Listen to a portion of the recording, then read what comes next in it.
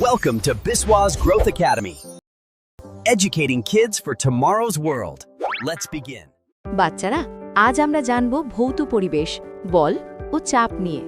কেন ভারী জিনিস ঠেলতে কষ্ট হয়, আর কেনই বা ছুঁচ ফোটালে বেলুন ফাটে না? দেখো, রিজু ভারী বাক্সটা ঠেলতে গিয়ে ঘেমে যাচ্ছে, কারণ ঘর্ষণ বল উল্টো দিক থেকে বাধা দিচ্ছে।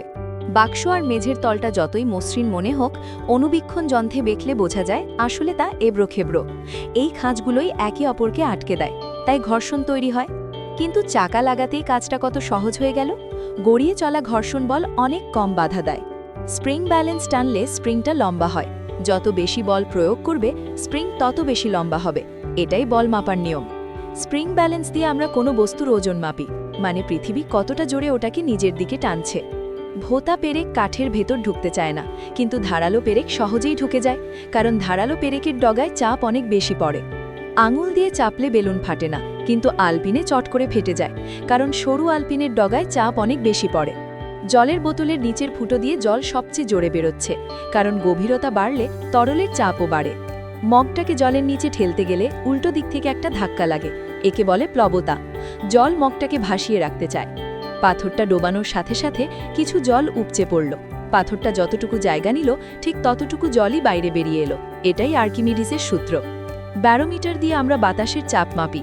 ঝড়ের আগে বাতাসের চাপ কমে যায়, তাই পারদ নিচে নেমে আসে। শীতকালে হাত ঘষলে গরম লাগে কেন? কারণ ঘর্ষণের ফলে তাপ উৎপন্ন হয়। আগুনে গরম করলে দণ্ডের এক প্রান্ত থেকে অন্য প্রান্তে তাপ ছড়িয়ে পড়ে, একে বলে তাপের পরিবহন। জল ফোটার সময় নিচের গরম জল উপরে ওঠে আর উপরের ঠান্ডা জল নিচে নামে। এভাবেই পুরো জল গরম হয়, একে বলে পরিচলন। সূর্য থেকে তাপ আমাদের কাছে আসে কোনো মাধ্যম ছাড়াই, একে বলে বিকিরণ। তাই আমরা রোদ পোহালে গরম লাগে। চামচের ভেতরের দিকটা অবতল দর্পণের মতো কাজ করে, তাই উল্টো ছবি দেখায়, আর বাইরের দিকটা উত্তল দর্পণ, তাই সোজা ছবি দেখায়। সাদা আলোর মধ্যে আসলে 7টা রং লুকিয়ে থাকে। প্রিজমের মধ্যে দিয়ে গেলেই সেটা রামধনুর মতো ছড়িয়ে পড়ে। আতশ কাচ সূর্যের আলোকে এক বিন্দুতে জড়ো করে প্রচণ্ড তাপ সৃষ্টি করতে পারে। এটাই উত্তল লেন্সের ক্ষমতা। আমাদের চোখও একটা লেন্সের মতো কাজ করে। আলো চোখের ভেতর দিয়ে গিয়ে রেটিনায় ছবি তৈরি করে, তবেই আমরা দেখতে পাই। পেরিস্কোপ দিয়ে দেওয়ালের ওপাশের জিনিস দেখা যায়, কারণ এর ভেতরে দুটো আয়না আলোকে বাঁকিয়ে আমাদের চোখে পৌঁছে দেয়। মোমবাতির উপরে হাত রাখলে বেশি গরম লাগে, কারণ পরিচলন পদ্ধতিতে তাপ সোজা উপরে ওঠে, কিন্তু পাশে হাত রাখলে শুধু বিকিরণ পদ্ধতিতে কম তাপ লাগে। বাতাস না থাকলে পালক আর লোহার বল একই সাথে নিচে পড়ে।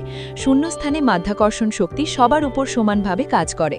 ব্রেক কষলে চাকা থেমে যায় কেন? কারণ ব্রেক প্যাড আর চাকার মধ্যে ঘর্ষণ তৈরি হয়, যা গতিকে বাধা দেয় এবং তাপ সৃষ্টি করে। তেলতেলে মেঝের ঘর্ষণ বল খুব কম, তাই পা পিছলে যায়, কিন্তু কার্পেটের ঘর্ষণ বল বেশি, তাই সহজে হাঁটা যায়। থার্মাস ফ্লাস্কে গরম চা অনেকক্ষণ গরম থাকে, কারণ এর কাচের দেওয়াল আর শূন্যস্থান তাপকে বাইরে বেরোতে দেয় না। ক্যালিডোস্কোপের ভেতরে আয়নার প্রতিফলনে কাচের টুকরোগুলো অদ্ভুত সব সুন্দর নকশা তৈরি করে। পেরেকের গায়ে তার জোরে ব্যাটারির সাথে জুড়লে সেটা চুম্বকে পরিণত হয়, একে বলে তড়িৎ চুম্বক। টেলিস্কোপ দিয়ে আমরা অনেক দূরের চাঁদ তারা স্পষ্ট দেখতে পাই। বিজ্ঞানের এই আবিষ্কার আমাদের মহাকাশকে চিনতে শিখিয়েছে।